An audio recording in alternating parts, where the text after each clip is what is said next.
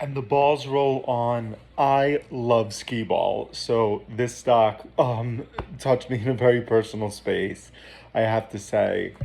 To learn about its history and how integrated it really was into the evolution of modern gaming in society. And while these days we look at that as such a kind of juvenile thing exclusive for children, we see that it really impacted the lives of so many adults and was actually considered something quite highbrow, and almost sophisticated in many ways, which I thought was so interesting.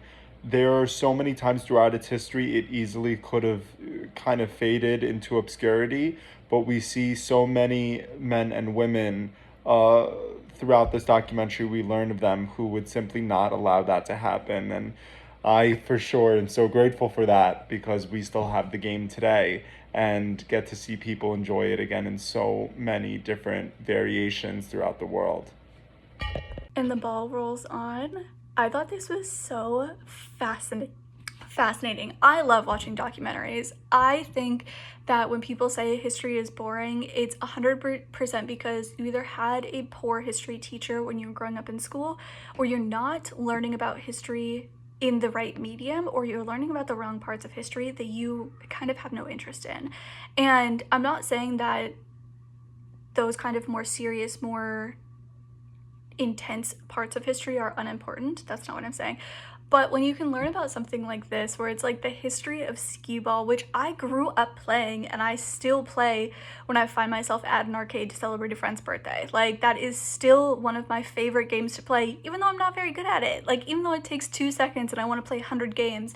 But, like, it's such an ingrained part of my childhood in my memory, and I think that it is one of the fantastic games that there really is no age limit. Is if you can have the strength to roll a ball all the way down the lane, then you can kind of play Skee-Ball, and it doesn't really matter when you're little. You're not really worried about the skill, or trying to get a certain score or anything like that. You're just having a lot of fun. And I remember growing up, I have an older brother that's several years older than me, and like more than 5 years older than me, and there were very few things that we could play together because of the age gap, and because he's also a boy. Like, there were just not a lot of games that really fit into what we could both kind of play at the same time, especially when I was growing up. But Skee-Ball was one of those games that, as soon as I learned that, like, was old enough to understand the concept of Skee-Ball, even though I wasn't good and I lost every single game, that didn't matter.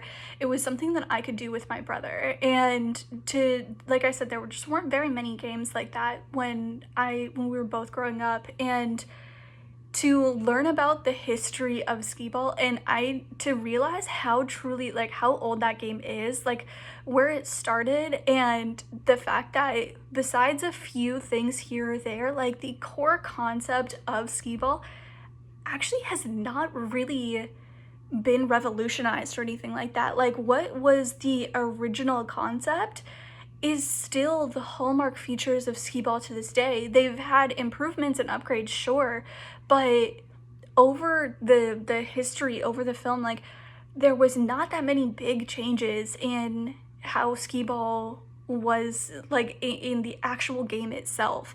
And I think that's such an amazing thing. And to learn about the history of the inventor and all of the kind of struggles that not only he went through, but that the game went through, and that it started so long ago and was around and kind of had a resurgence after Civil War, after World War One, after the Depression, after World War Two, that, like, it just kept on becoming kind of relevant, and that there was always, even when, like, it was getting rough and the current owners or whatever weren't, really interested in it and they wanted to move on to other things, like, there was always kind of somebody that realized the potential of Skee-Ball. And I think that that is so fantastic.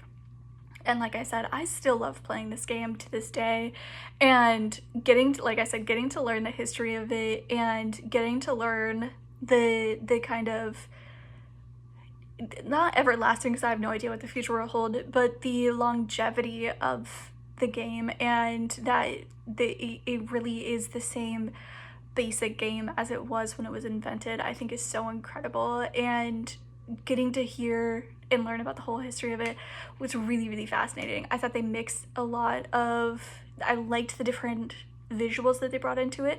I think sometimes with documentaries, it can get kind of stale if you're just showing pictures or if you're just doing recreations or if you're just doing animations.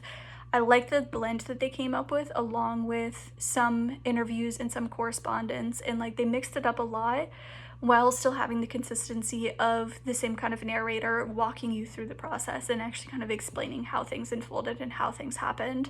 I thought made it really interesting and kept my attention, apart from the fact that it's just a really fun thing to learn about the history of. So I really, really, truly enjoyed it. This is the, like I was saying, like this is the exact reason why I really enjoy documentaries, because it teaches me something that I never would have figured out myself, never would have taken the time to learn myself, and it does it in a fun and entertaining way. And The Ball Rolls On is a documentary feature film that showcases the history of skee-ball.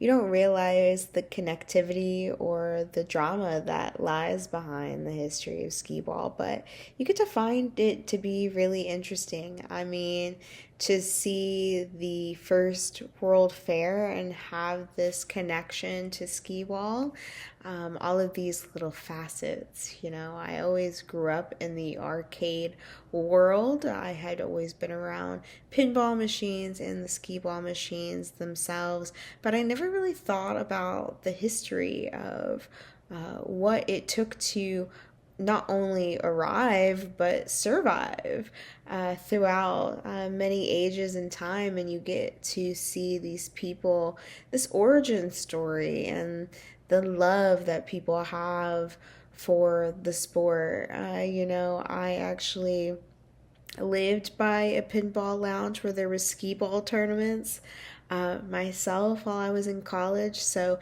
it gave me moments of reflection of what that experience was like, and it felt very wholesome to be able to see these people go through similar experiences.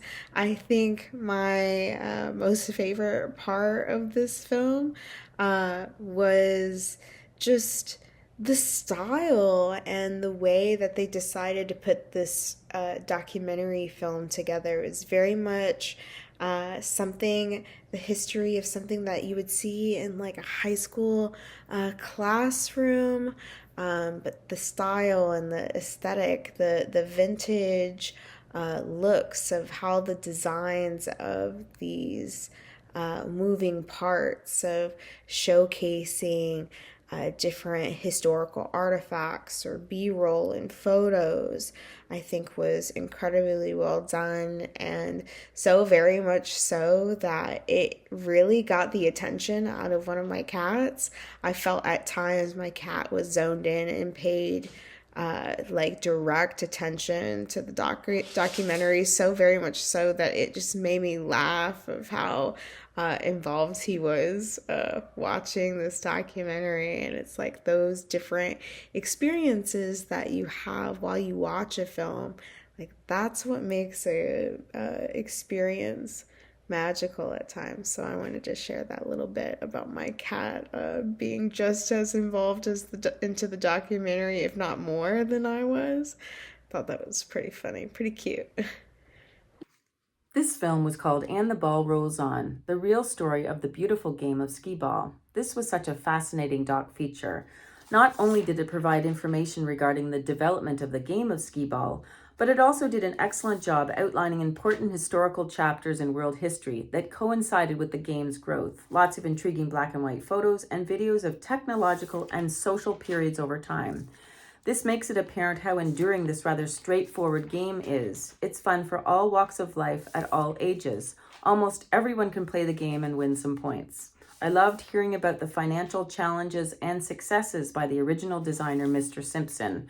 I really enjoyed the pleasant voice of the narrator and the musical pieces in line with various time periods. I appreciated the comments and letters by those who have long passed away about the struggles to keep the game alive, and recent interviews of people who still love and compete in the game today. Here's to many more years of skee-ball. Well done.